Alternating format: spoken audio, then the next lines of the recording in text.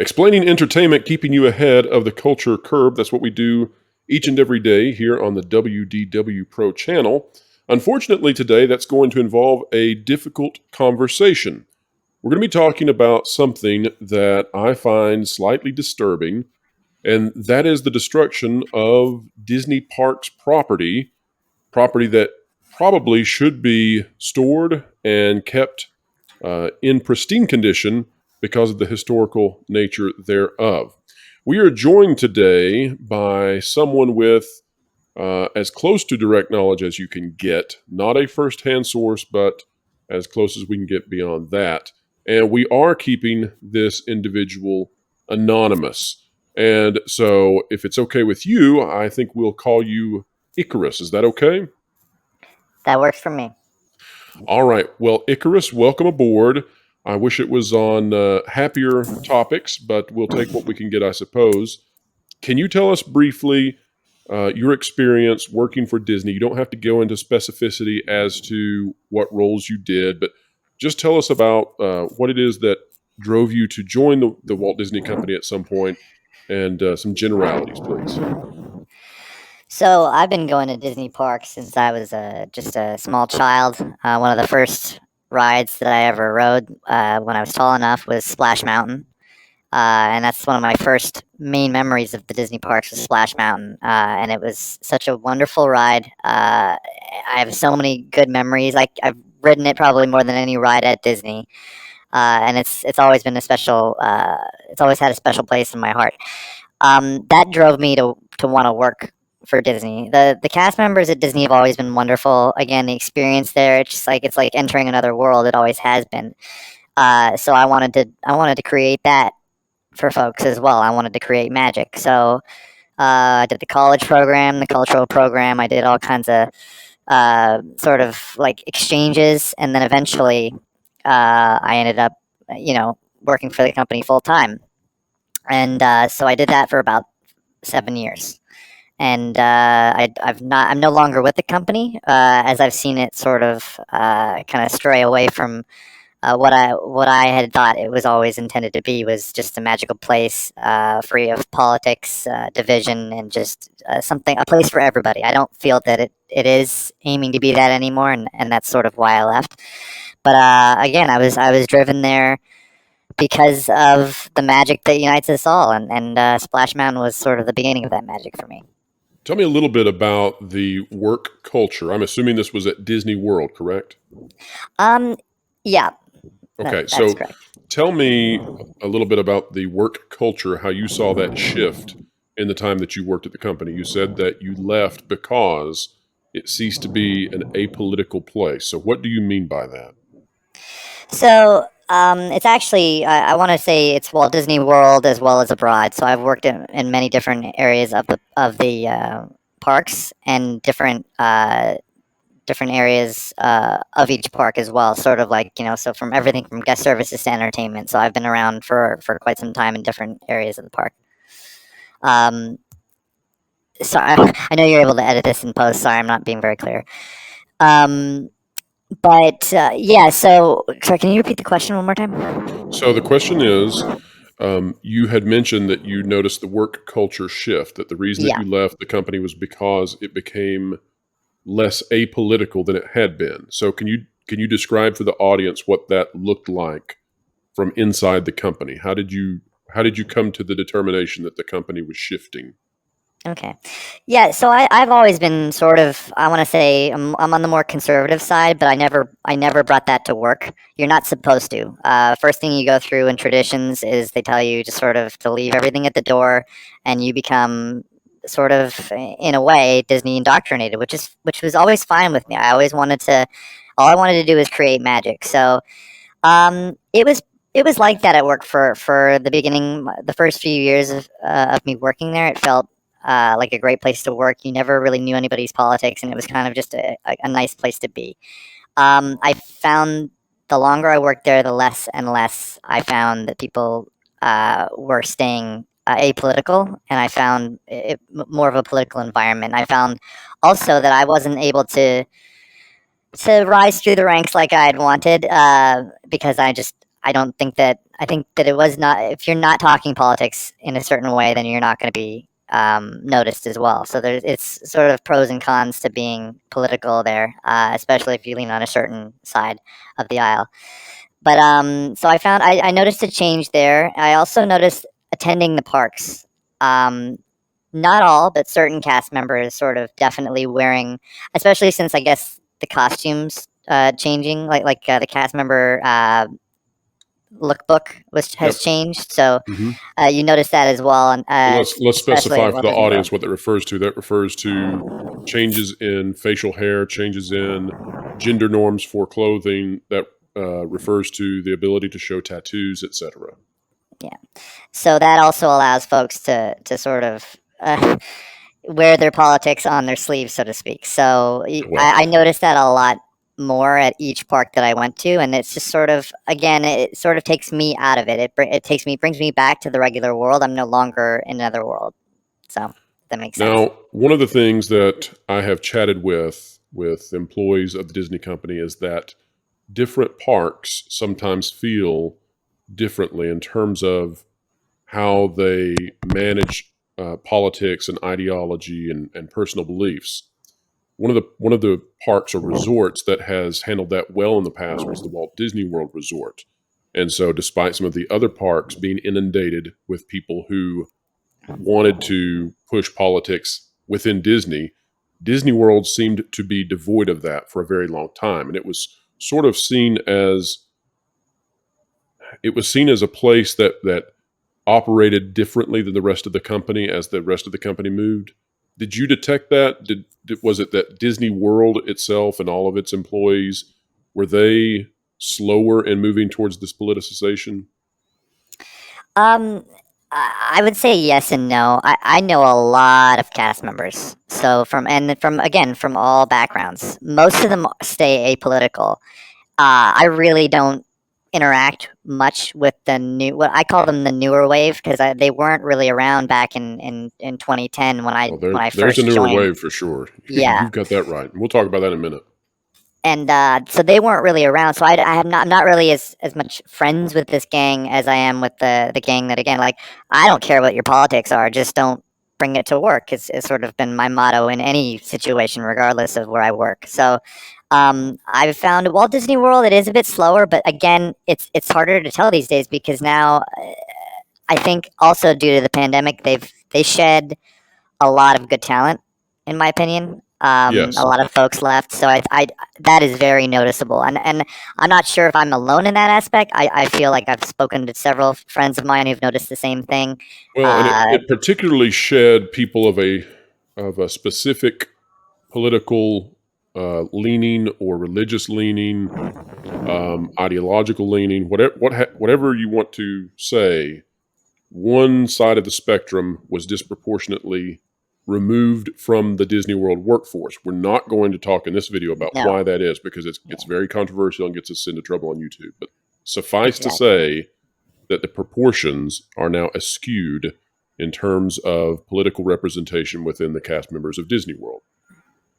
And regardless of whatever the reason may be, it's cast members deal with a lot. They're the majority of them are very hardworking for not a lot of money. I'm not going to say very little money. I'm just going to say not a lot of money, and so they go through a lot. They deal with all kinds of guest situations, good and bad, and it can be a very emotional job. So I don't ever want to single out or attack anybody. It's been my own personal experience, and as well as again anecdotal that I've heard from others that it's noticeable now that there is a certain target demographic that I feel like Disney might be going after in hiring as well as in catering too, because going back to the look book and the change in the costumes and appearance for cast members, that is going to push away a lot of folks because again, when you're catering,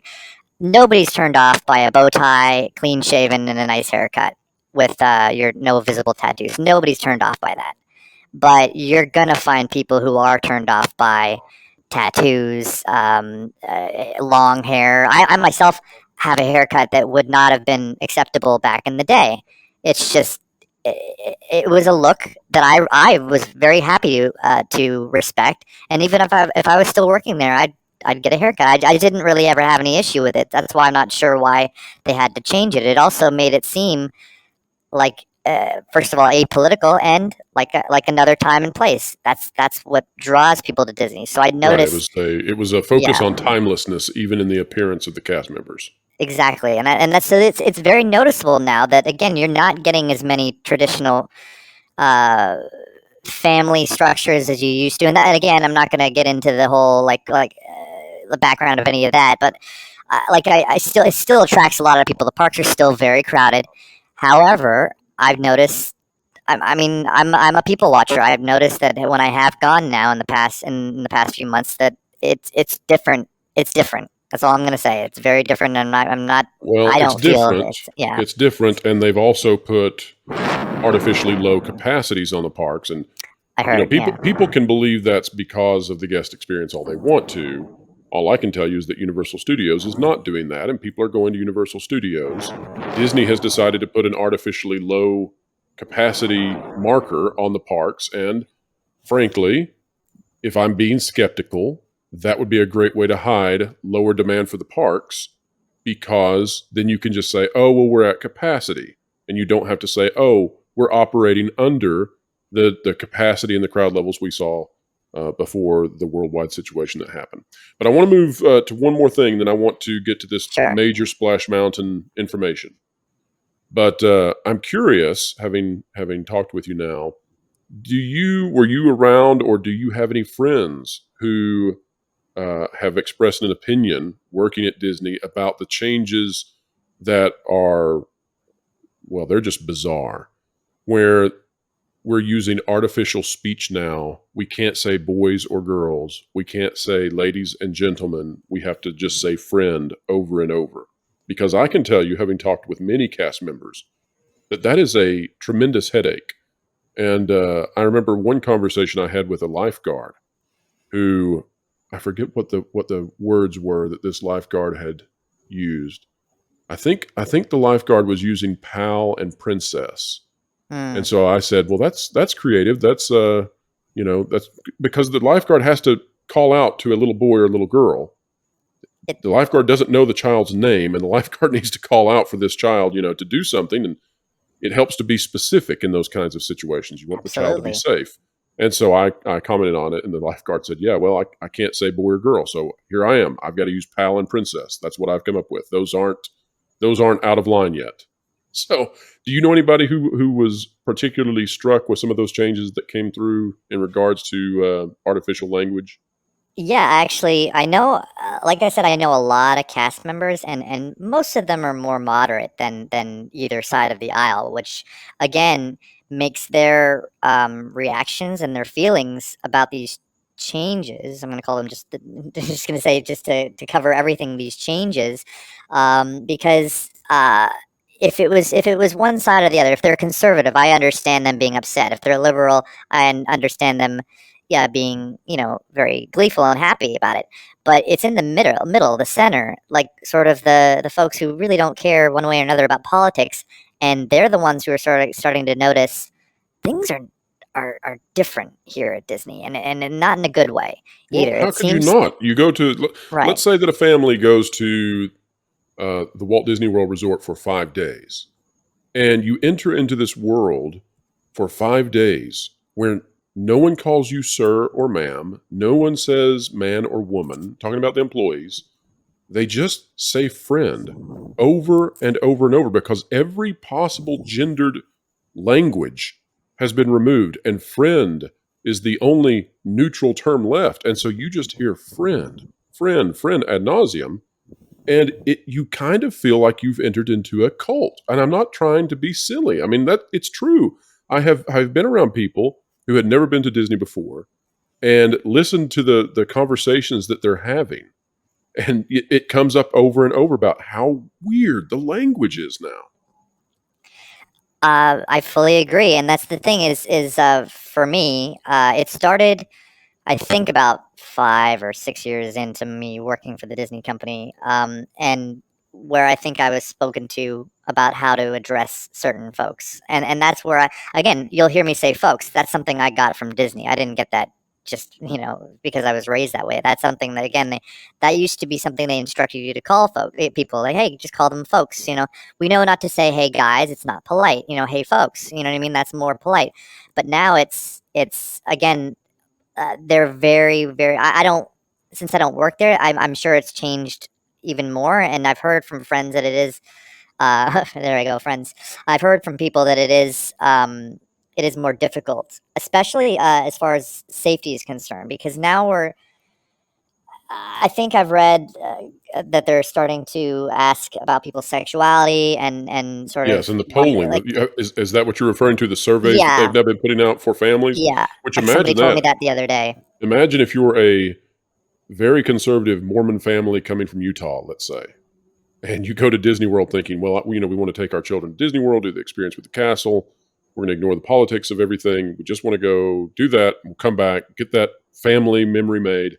And then, on your way back to Salt Lake, you get this survey asking about the orientations of your family members. I mean, it gets more invasive than that. The survey is something. People can go read about it on thatparkplace.com. We've got an article about just that survey with screenshots of it. It's really, I'm surprised that Disney continues to do these things, because I'm not sure that even yesterday that was something that people were keen to have asked about them or their family members. That wasn't the normal thing that a company could ask you about, your preferences.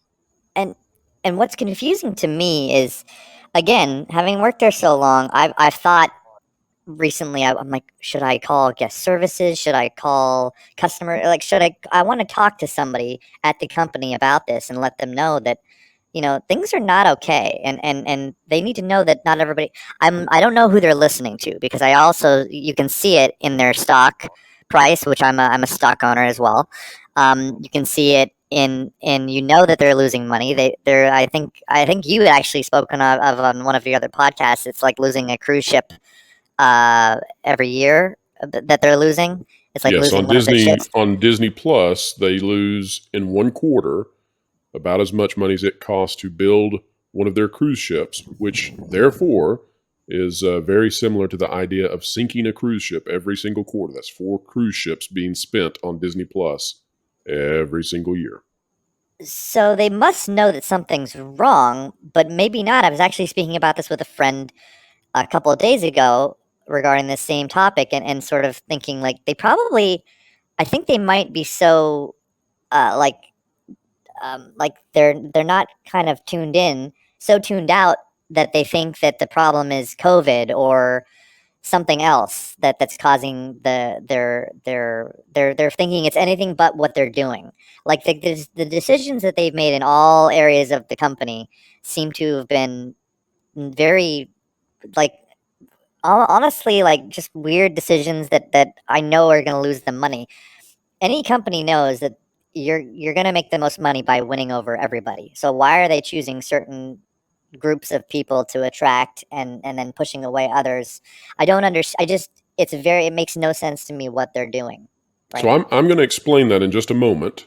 So let's come back to that in just a minute. Sure. What I want to do first is let's talk about Splash Mountain, Sure. and let's talk about what you have heard.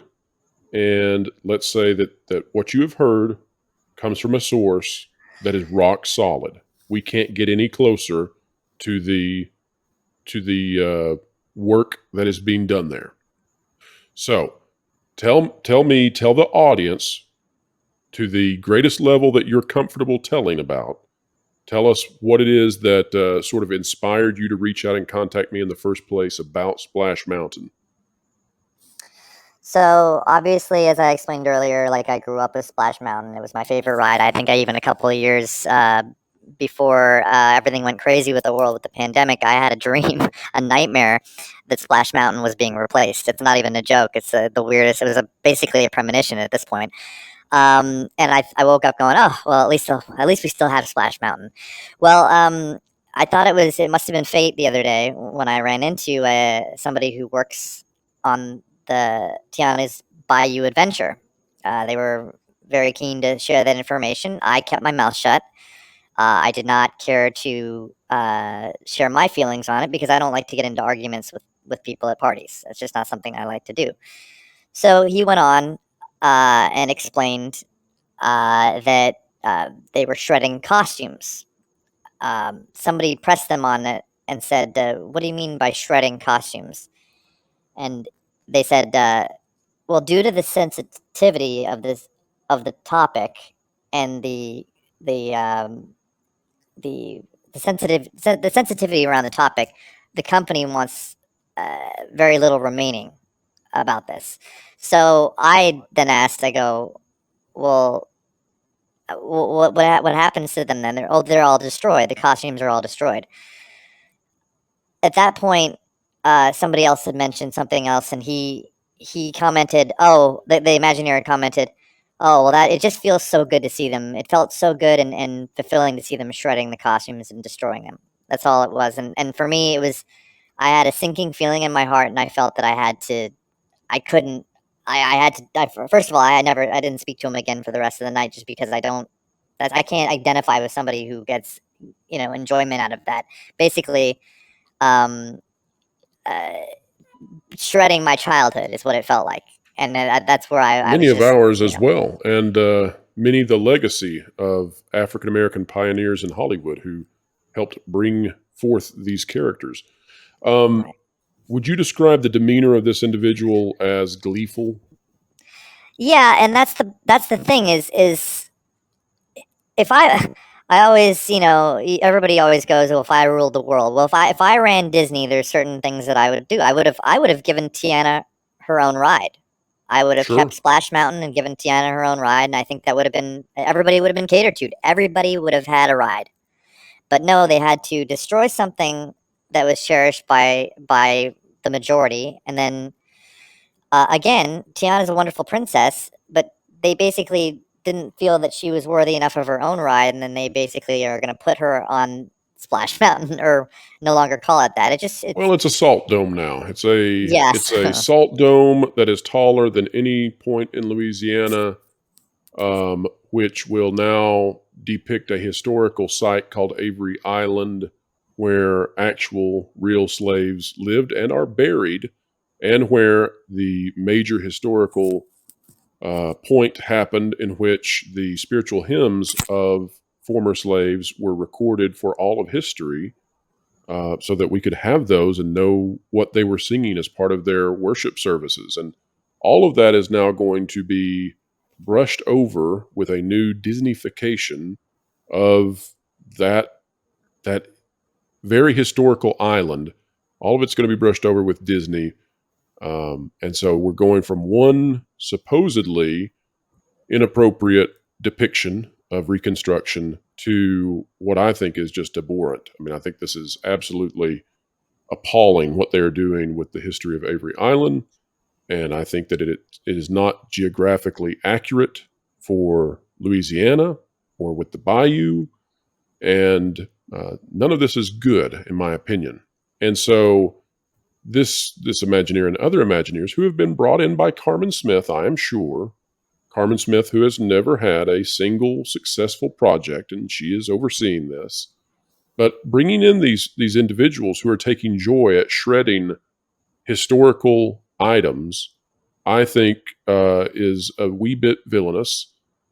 The What I would say about this is that whether or not you agree with the message of Splash Mountain, whether or not you agree with the concepts of Bre'r Bear, Bre'r Rabbit, Bre'r Fox, which they are characters who were part of African folklore that came across, African mythology that came across, and then were told amongst the slaves. They represent the ideas of the crafty African Americans outsmarting their oppressors. But if you disagree with all of that, so be it. But destroying history, to me, tends to put one on the wrong side of history. I think that's a fair marker of when someone has strayed from what is right. And so to take joy in destroying the images and the pieces of mechanics, costumes, etc., that have brought forth one of the most popular attractions of all of Disney parks in every single park in which it exists. This is wherever Splash Mountain is, it is one of the top 4 parks, or one of the top 4 attractions wherever it exists. And to take glee in destroying that is odd, to say the least. It is odd, and again, like I take no pleasure in doing this interview.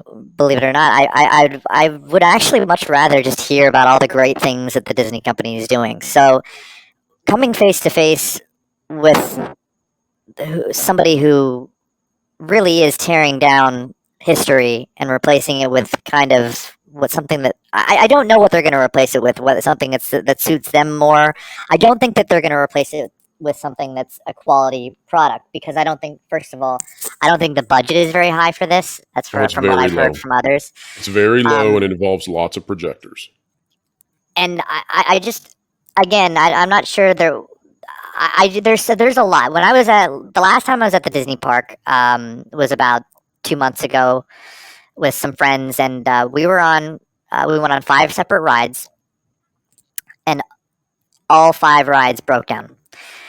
Now, if I'd wanted to, when we were leaving, if the line for the monorail wasn't 4 miles long, I would have wanted to stop at customer service to tell them, maybe instead of replacing Splash Mountain, you guys could put the money into maintenance for the 5 rides that broke down. The only 5 rides we were able to ride that night, because it was a slow night too, and it felt like forever because we were stuck on Buzz Lightyear. We were stuck on Carousel of Progress, the People Mover, the Haunted Mansion, and I can't remember what the last one was. But again, these are pretty, like, they're not complicated rides, and they never used to be. They used to be run like tops, and I'm not sure why now.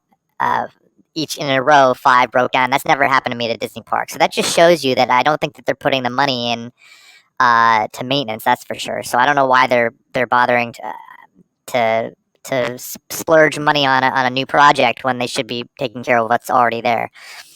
So let's explain now what's going on. Why is Disney becoming political? And we know that Disney has divided and decreased their perception among consumers broadly.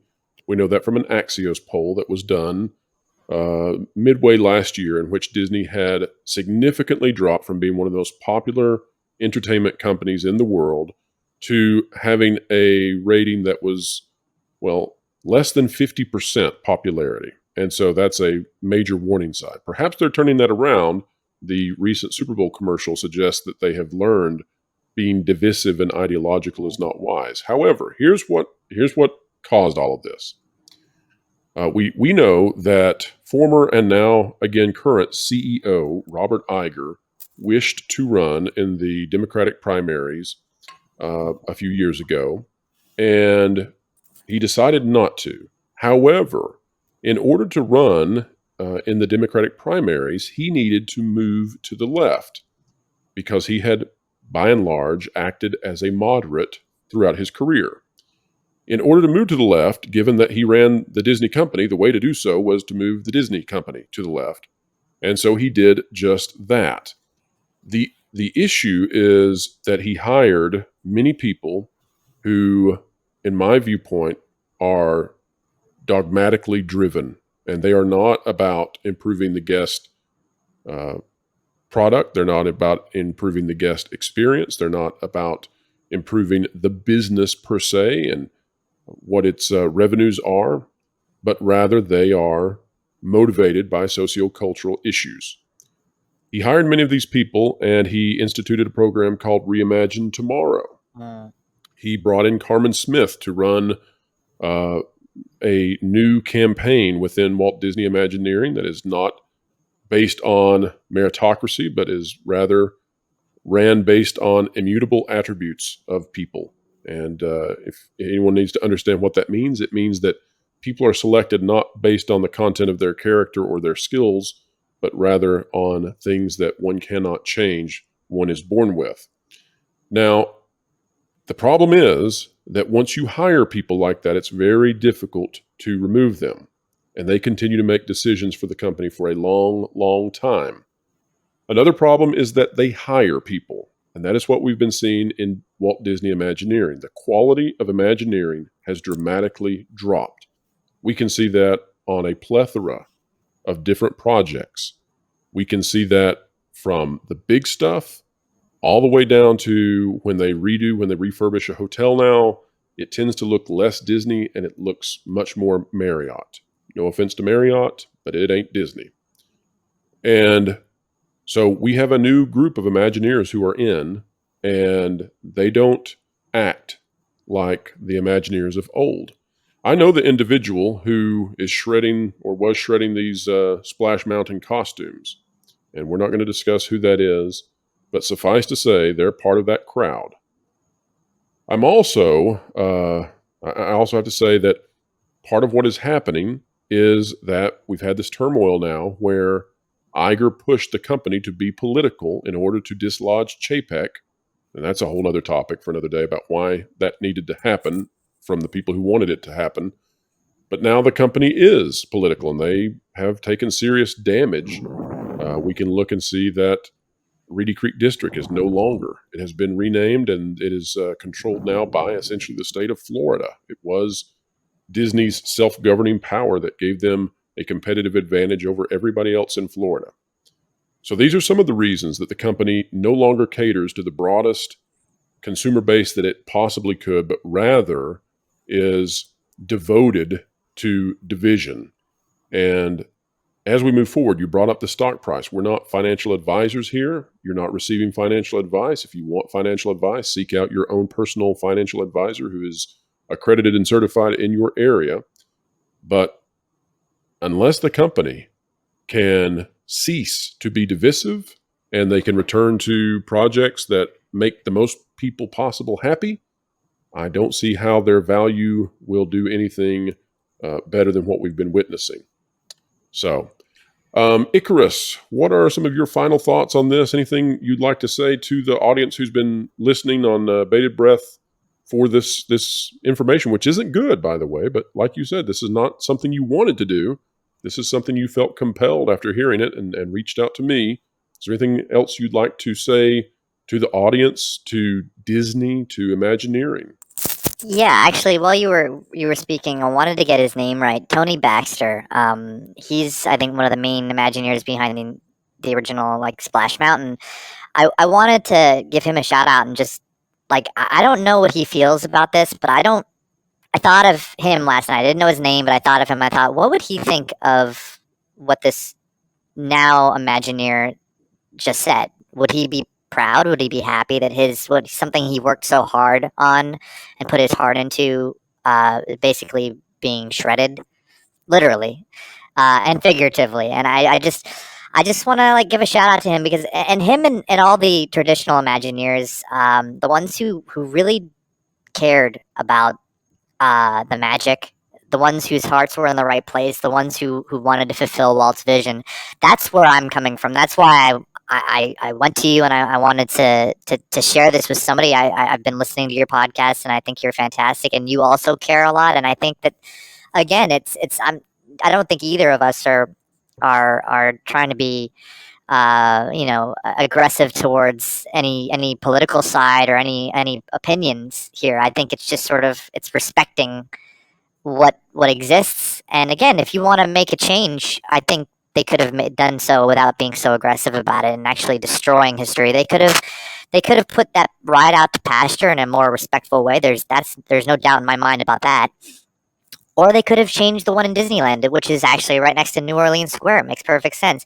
What they're doing now is deliberate, and it's in your face. And that's what I felt last night was. And that's why I stepped away from the conversation because all that I would have to share was anger. Because I'm angry about what's going on with the Disney company, the company that I've loved so much since I was a child. And it's hard to watch. It's hard to say, to my future children that I don't want to take them there anymore because it's not the place I remember. And it's hard for me not to go there. I live in Florida because I particularly chose Florida because I wanted to go to the Disney parks all the time. I don't want to anymore. So it's just again, in short, I just the magic is dying, and I really hope that something changes, maybe some new people get involved. I think that's what it's going to have to take. Unfortunately, you mentioned a lot of people are getting hired who really I don't think they have the same love for the Magic that you and I do, and I think that unless they get that changes, I think that the Magic is going to continue to die and burn out. Thankfully, I'm very familiar with Universal Parks, and thankfully, I think they've gotten a lot of talent there, and they're doing something because Comcast itself is also a very political company, but they're not showing it. They're not wearing it on their sleeves. I don't go to Universal and feel that politics is being shoved down my throat. I don't watch Universal movies really even and feel like that. They're not trying to reach my kids with all kinds of strange messaging in cartoons. I feel like right now that's why Universal is skyrocketing. Their parks are crowded all the time, and because they're basically they believe in their product and they're putting their product first and foremost instead of their messaging or their political beliefs. And I think that's the way you should be running a company. I think any genius out there knows that that's how you run a company. You try to attract everybody. So I'm going to do something that I have never done before on this channel, and that is I'm going to speak directly to Disney for a moment. I know that there are many cast members who watch this channel, these videos, and I know that there are people in higher levels in Disney who watch this channel and watch these videos. And I'm going to say directly to you that you need to get control of your Imagineering department. And I'm going to say that you need to get control of some of these new hires that you've brought into the company who they do not respect your traditions or your past. They are not principled. They are driven and motivated by things that will divide your consumers. You need to be taking care of your company. Whenever you have employees at various levels, don't think that this one individual is the only one feeling this way. This is something that was impressionable. This is something that came from higher up, no doubt. This taking joy and being fulfilled by watching Disney history shred. Are we going to shred Song of the South next, the originals? Are we going to shred Pinocchio next? Are we going to burn Snow White, the original film, the original copies, because it doesn't line up with our present pristine views? The values that we hold today will probably not be sufficient for the values of tomorrow. We are not finished growing. And this idea that we destroy things that offend us is inappropriate. What we should do instead is we should preserve those things. Bre'r Fox, Bre'r Rabbit, Bre'r Bear, and all the other parts of Splash Mountain should be either preserved or they should be reused in this new attraction. I don't agree with the new attraction whatsoever. I think it's all just a horrible idea. People can go watch videos on why. But there's no sense in destroying things and taking joy in it. You can find any person out there who is destroying items and taking joy in destroying things, and it tends to be that they are in the wrong. And Disney, you tend to be in the wrong. I hope that you get that resolved. I hope that you get control of your employees and of your systems that are allowing this. Icarus, thank you for being on the show today. Maybe we can do this again sometime and talk about more pleasant experiences that you've had with the company. You're a great guest, and I very much appreciate you reaching out to share this important information with all of us. We're all partaking in this. It's not just me and you, but it's also the audience, and then also all the news outlets that will pick this up and run with it. So thank you for sharing this, and maybe what you've done will cause them to stop because they're not finished yet. Maybe they'll stop, and maybe they'll treat some of these historical artifacts from the ride with the respect and the responsibility that Disney, every other day of every other year it has existed, has understood that these things deserve. Thank you for having me. Thank you, Icarus. All right, everybody, wherever you are, whatever you're doing, keep learning, keep growing, and keep having fun. We'll see you next time.